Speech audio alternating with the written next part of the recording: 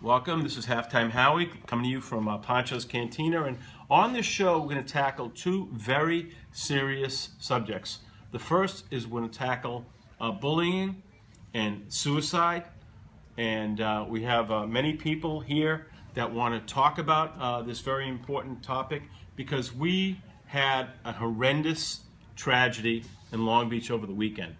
13-year-old student committed suicide, took their own life because of severe bullying, and it's a huge problem, and we can't sweep it under the rug. We must address it.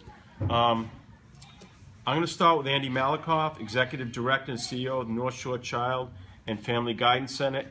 Andy, in 40 years, you've worked with a lot of families, but nothing can be as devastating as a family grieving for the loss of a young 13-year-old child. Well, I think you're right about that, and I don't know all of the details. I think some of the other folks here have a little bit more information, but the first thing that I want to do is to send out my condolences to the family, to the friends, the friends and the loved ones of this young person. It's truly a tragic event. It's something that impacts on a whole community. And at North Shore Child and Family Guidance Center, we field quite a few emergency calls every week, probably about anywhere from 25 to sometimes up to 40% of calls are emergencies. And these are quite often families where there are kids who have either made gestures to take their lives, or have made threats, or have written something that somebody discovered in school or that a friend reported. And so we take this quite seriously, and it's so important that there are resources in schools and also in the community to be able to identify when somebody's hurting so badly that they can get the outreach and the help that they need. By the way, the young man that committed suicide, his name was Brendan Carr, 13 years old. Horrible tragedy, and we want to get the perspective from the students at Long Beach High School. Delaney Blue, talk about this horrible suicide and the culture, what's going on at Long Beach, to get the perspective from the high school standpoint. Well, I didn't really know the student that well. I met him like once or twice, but I do know that students were treating him very differently because he was just different. They didn't accept him. And like the school doesn't really act at it. They say like they have assemblies like, oh, don't bully each other, but there's no like punishment to bullying. They don't say there's a punishment. They don't put it out there that something will happen to you. Like, something like this doesn't really happen occasionally at a school, but when it does, there's no action to it, and there needs to be. Grace and Jacqueline, you guys were affected personally. You lost your son who committed suicide, and you started an organization. Yes. Let's first of all tell your story. Okay. Well, let me just start by saying that actually the correct term that we use now is death by suicide. We don't commit cancer, we don't commit heart disease, and so we're really trying to stay away from committing suicide. A person does this act when they are in excruciating mental, physical, emotional, soul, spiritual pain. It's the will to live is the last thing to go. So if somebody does die by suicide, it is because they have no other choice. They see no other outlets. And the blame game is really not something that we need to do here. It's just a very sad thing, and I think instead of blaming, we should really be looking at, how can we augment services for students and people. We've also had 3 other suicides in Long Beach this month, which means there's 4 and probably many more suicides on this little barrier beach here. And I think, even though we do have some services, there must be some holes happening. There's a tremendous stigma against, being different, being unusual, or somebody being depressed, or having a physical illness that manifests itself with a low mood or obviously depression. My son had a physical illness that manifested itself 3.5 years in. He had the Rolls Royce of treatment outside of school, although he was bullied in 2 separate schools and we had to change his schools. And he ended up in Long Beach because we had hoped he would get an IEP, which is a special treatment plan. But unfortunately, my son was really too smart. He had a 98 average, and the only area of difficulty he had was social and emotional.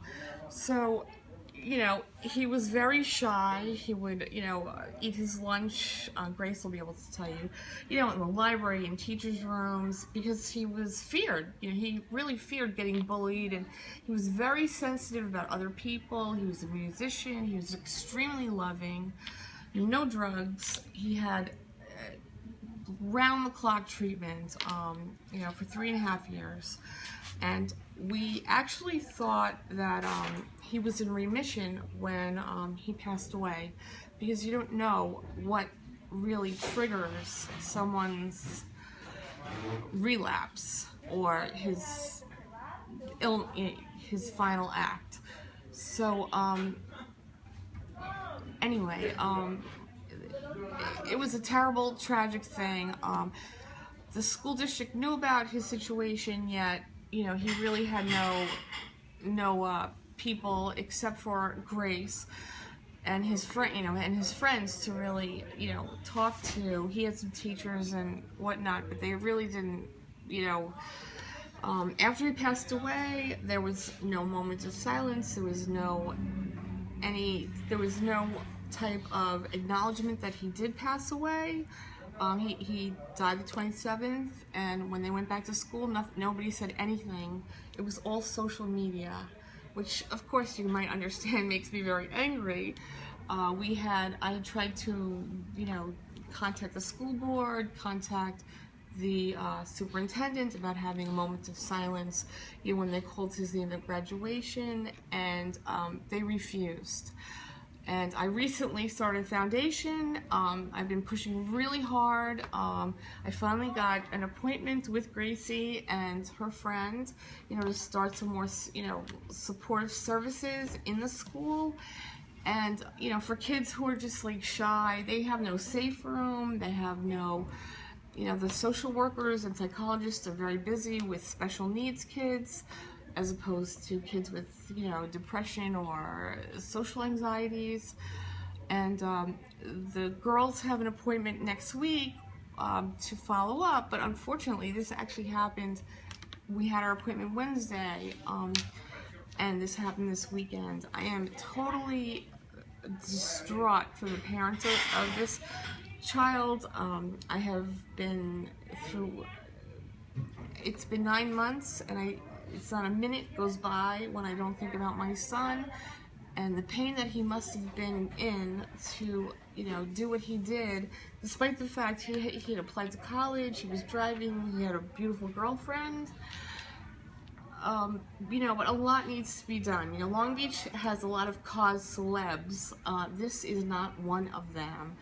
And even bullying, we could talk about, but when you want to talk about teen depression, teen suicide, well, that happens in somebody else's neighborhood. But as I said, 4 people in the last month, including a 13-year-old, has passed away.